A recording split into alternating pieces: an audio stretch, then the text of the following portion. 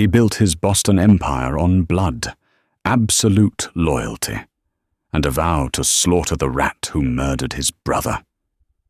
But what happens when the ruthless Don falls desperately in love with the sweet, innocent nurse who saved his life only to find her fingerprints on his darkest betrayal? St. Jude's Memorial Hospital was a crumbling brick monolith on the south side of Boston, and for the last 3 years, it had been Nora Hayes's entire world. At 26, Nora was drowning. Between double shifts in the trauma ward and dodging the relentless phone calls from the debt collectors hunting down her father, Silas, her life was a suffocating loop of exhaustion and fear. Silas owed $45,000 to a local Irish loan shark named Declan O'Malley, and time had run out. It was 2:14 a.m. on a freezing Tuesday in November when the hospital's unspoken protocol was enacted. Doctor Samuel Aris, the chief of surgery, grabbed Nora by the elbow just as she was clocking out. His face was devoid of color. Basement trauma room. Now, no charts, no names. Nora, just do your job. Doctor, Aris ordered, his voice barely above a whisper. Nora knew the drill. St. Jude's had an underground agreement with the Rossi family, the apex predators of the Boston Syndicate, in exchange for massive, anonymous donations that kept the hospital from going bankrupt. The staff occasionally patched up gunshot wounds with zero police involvement. She pushed through the heavy steel doors of the basement clinic, the harsh fluorescent lights buzzing like angry hornets overhead. The room smelled sharply of copper and antiseptic. On the metal table lay a man in a ruined, blood-soaked Brioni suit.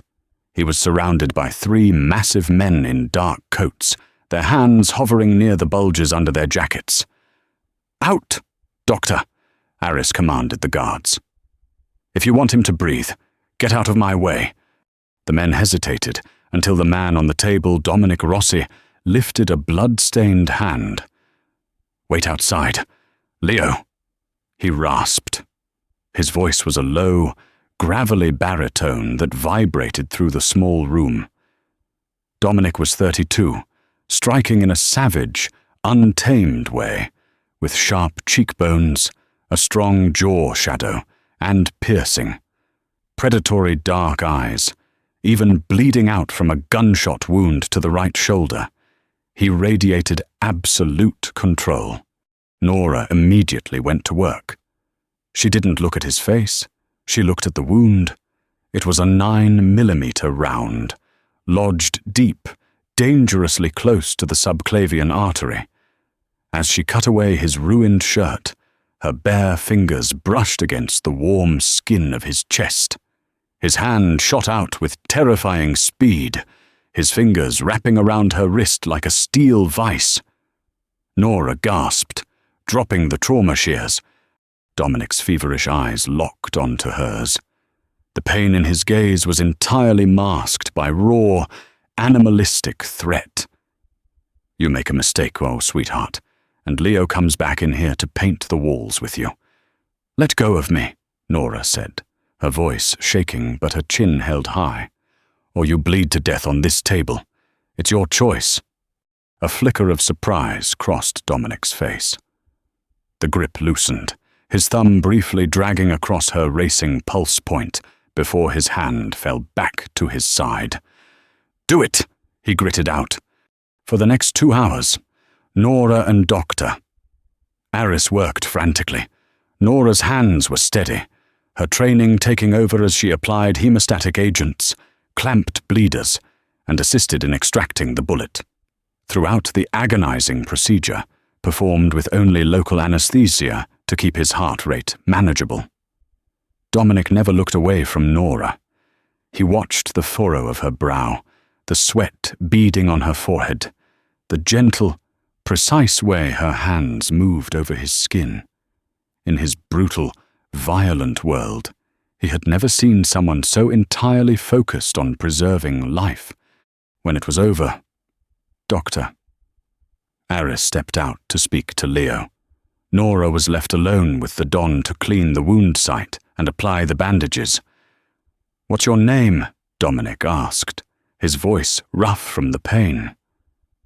"I'm not supposed to give you my name," Nora replied quietly, wiping away the iodine.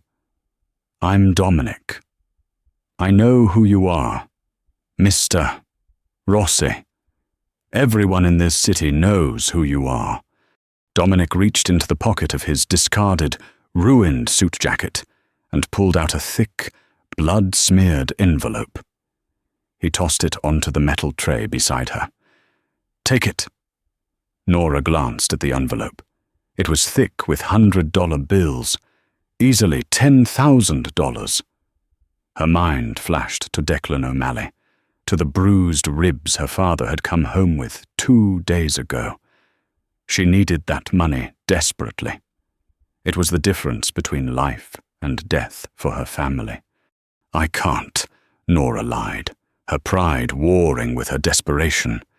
"I don't owe debts," Dominic said softly, his dark eyes stripping away her defenses. "You saved my life tonight. Take the money, nurse, or I'll find out your name and leave it on your doorstep anyway." Trembling, Nora slipped the envelope into her scrub pockets. She thought that was the end of it.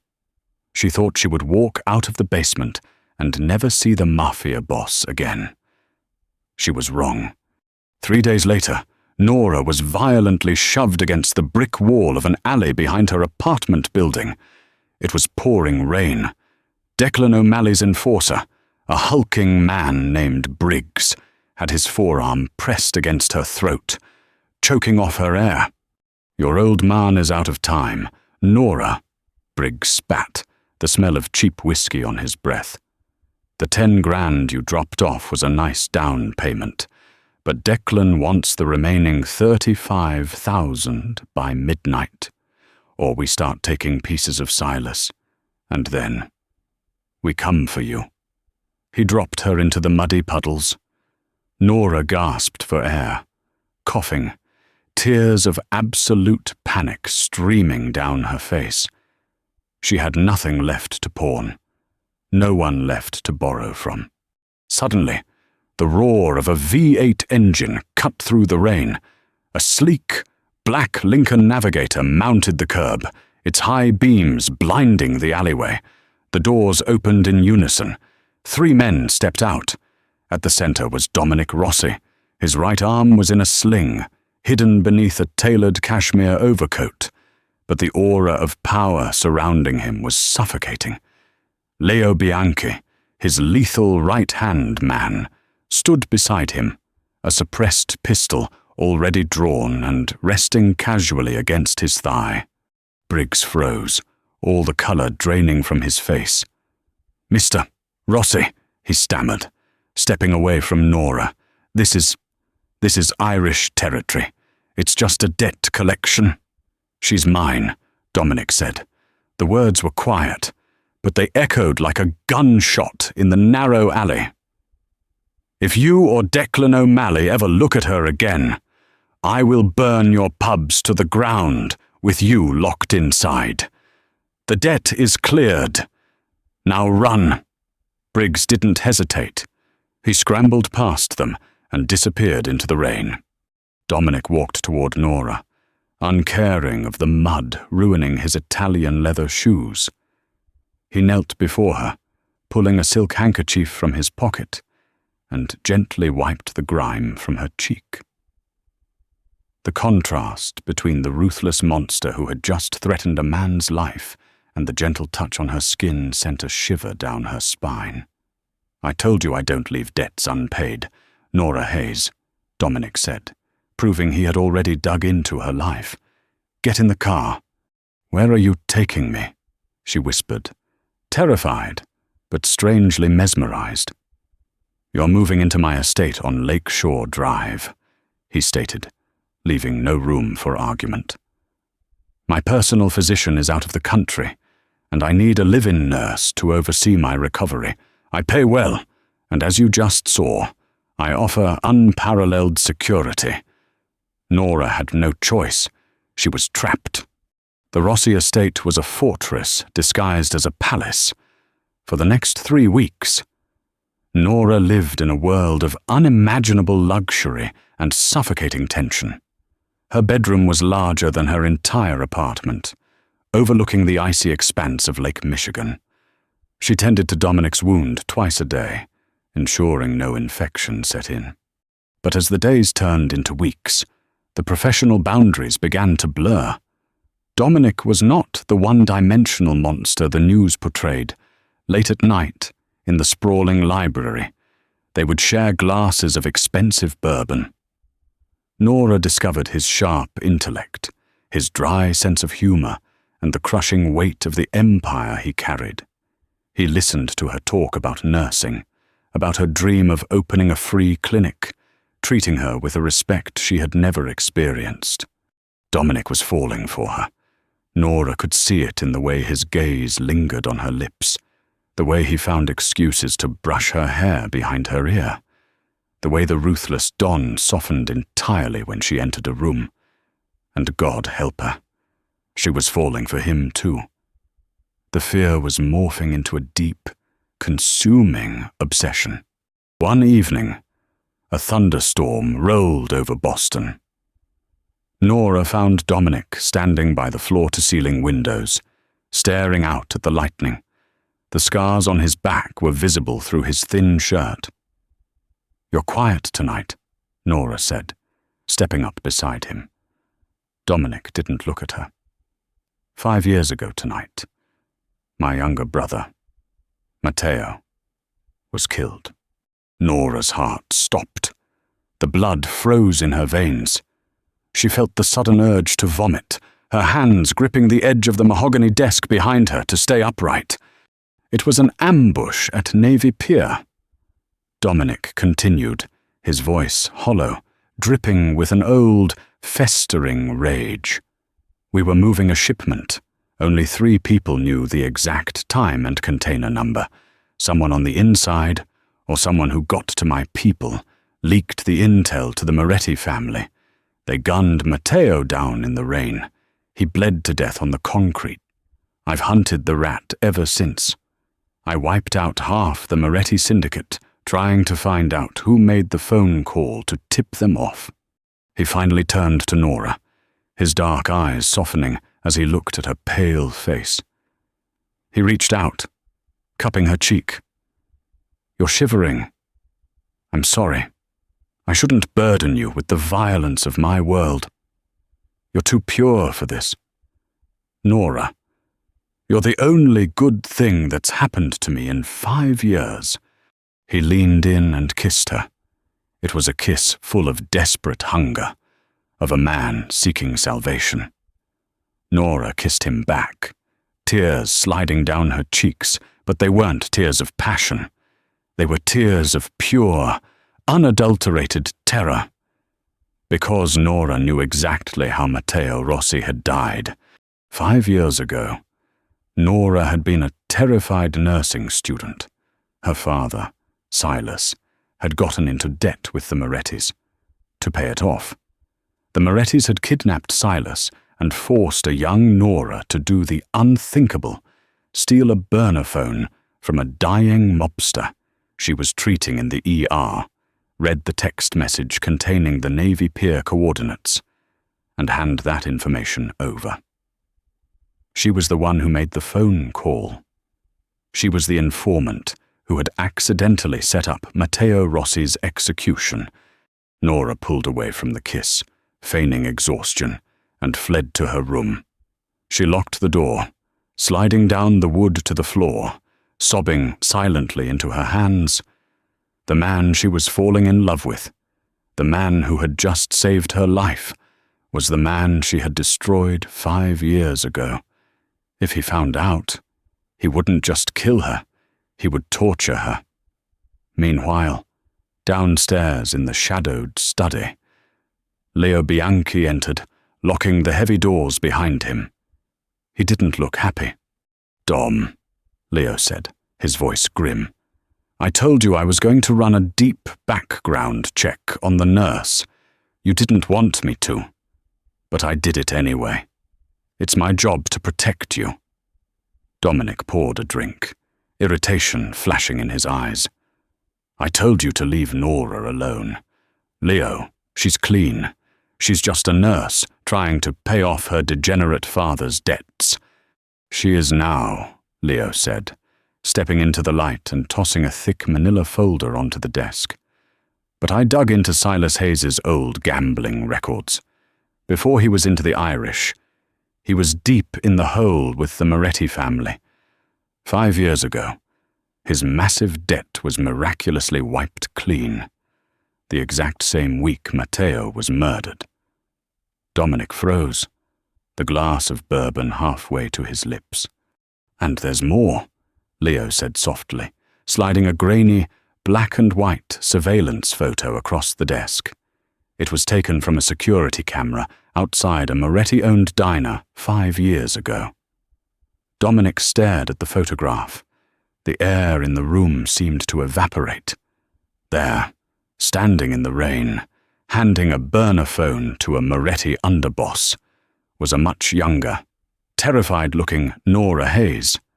The glass in Dominic's hand shattered, bourbon and blood dripping onto the mahogany wood.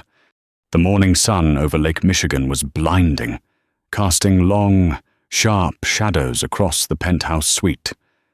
Nora woke to the smell of freshly brewed espresso, but the bed beside her was empty and cold. When she walked into the dining room, Dominic was sitting at the head of the long mahogany table.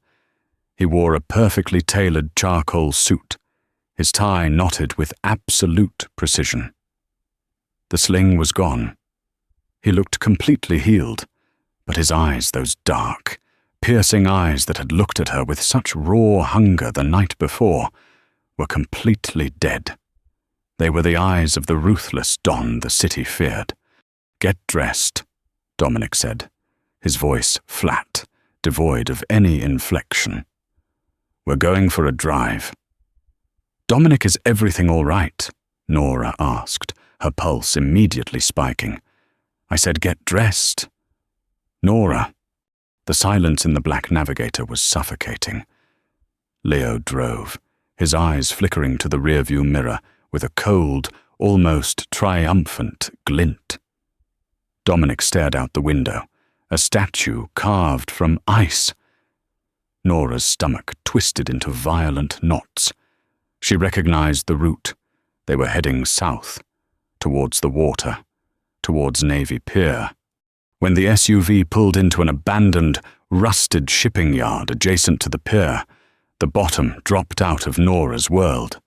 The rain from last night had left deep, oily puddles on the cracked concrete. Dominic stepped out and opened her door. He grabbed her arm, not with the gentle touch of a lover, but with the punishing grip of a captor, and dragged her toward the center of the yard. Do you know where we are? Dominic asked, his voice echoing off the corrugated steel of the empty warehouses. Dominic, please, you're hurting me. Nora cried, stumbling over her own feet. He spun her around, shoving her roughly against the cold metal of a shipping container. He reached into his coat and pulled out the grainy, black and white photograph. He slammed it against the steel, right next to her face. Look at it, he roared, the sudden explosion of his rage vibrating through the air. Look at it. Nora, 5 years ago. A Moretti diner. You handed them the coordinates that put a bullet through my little brother's heart. Nora squeezed her eyes shut, sobbing hysterically. I didn't know. Oh God, Dominic, I didn't know what it was. He drew his gun. The metallic rack of the slide sounded deafening in the quiet yard. He pressed the cold steel barrel directly under her chin, forcing her to look at him. His hand was shaking. The ruthless monster of Boston was trembling. Give me one reason why I shouldn't paint this container with your brains, Dominic whispered, a single tear cutting through the angry mask of his face. You let me kiss you. You let me bring you into my home. You slept under my roof, knowing you slaughtered my blood. They had my father. Nora screamed, her voice cracking, tears pouring down her cheeks. The Morettis. They dragged Silas to a basement. They sent me a video of them cutting off his fingers. They told me if I didn't take that burner phone from the ER and deliver it to them, they would send him back to me in pieces. I was a nursing student. Dominic, I was 21. I didn't know who Matteo was. I didn't know what the numbers meant. I just wanted to save my dad. Dominic stared at her, the gun still pressed to her throat. He saw the raw, unadulterated truth in her eyes. He saw the terrified, shattered girl she had been. But the ghost of his brother screamed in his ear. He lowered the gun, a guttural sound of pure agony ripping from his chest. He turned his back to her, running a hand through his hair. Leo stepped forward, his hand resting on his own weapon. She's a rat. Dom. She pulled the trigger just as surely as the men who fired the guns. The syndicate rules are absolute. Blood for blood. Give the order. Dominic turned, his eyes hollow. He looked at Nora, shivering and sobbing against the rusted metal. Take her back to the estate, he said to Leo, his voice completely dead. Lock her in the cellar holding room. If she tries to run, shoot her. Dom, you can't be serious, Leo started. Do it, Dominic bellowed, asserting his absolute authority. For 3 days, Nora sat in the subterranean dark of the Rossi estate. The wine cellar had been retrofitted with a reinforced steel door and a heavy deadbolt. She had a cot, a bucket, and her own crushing guilt. She knew she was going to die. Dominic's pride and the laws of his world wouldn't allow her to live. But as the hours bled together, the panic subsided, replaced by a desperate, clarifying focus. She replayed that night 5 years ago over and over in her mind. She remembered the rain. She remembered the terrified ER patient, bleeding out from a knife wound, who had handed her the burner phone, whispering that it was life or death. But most importantly, she remembered the man waiting for her outside the diner. He wasn't a standard Moretti thug. He had worn a heavy, dark coat.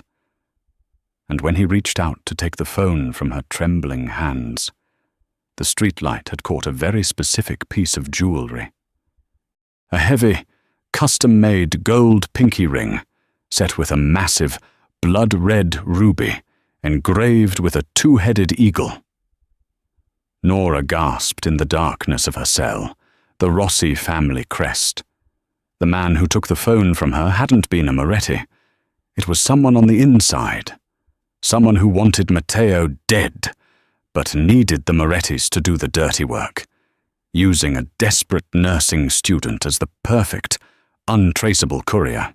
And 3 days ago, when Leo Bianchi had gripped the steering wheel of the SUV, Nora had seen that exact same blood-red ruby ring gleaming on his left hand.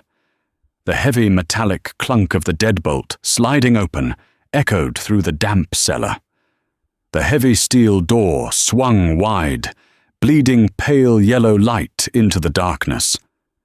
Leo Bianchi stood in the doorway. He wasn't holding a tray of food.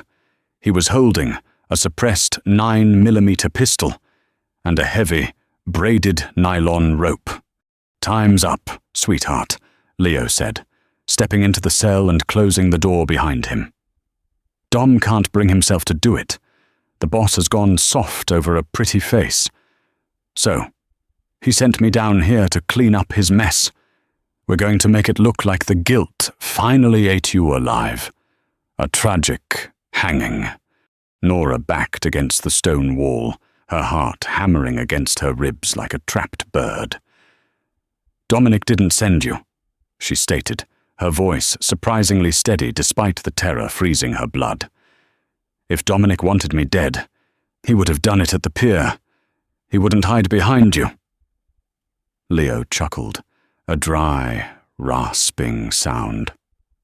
"Maybe, but once you're swinging from the rafters, he'll accept it. It solves everyone's problems." "You killed Matteo," Nora said. The words hung in the air, heavy and absolute. Leo stopped, his eyes narrowing, the gun leveled directly at her chest. "Careful, nurse. Don't go making up ghost stories before you die. I remember the ring." "Leo," Nora said, her eyes locked on his left hand. "5 years ago, you were the one outside the diner. You took the phone from me. You fed the intel to the Morettis so they would ambush Matteo. Why was Matteo going to take your spot? Was he going to tell Dominic you were stealing from the family?" Leo's smirk vanished, replaced by a cold, reptilian glare. "Matteo was a loud-mouthed, self-righteous brat. He found out I was skimming from the union accounts. He was going to go to Dom the next morning. I had to silence him, but I couldn't pull the trigger myself. So, I leaked the route to the Morettis. I knew your degenerate father owed them money. You were the perfect, invisible pawn." Leo took a step closer, raising the gun to her head. "It's a shame you remembered, but it doesn't matter. No one is going to believe the rat over the boss's right hand." "I believe her." The voice came from the shadows outside the heavy steel door.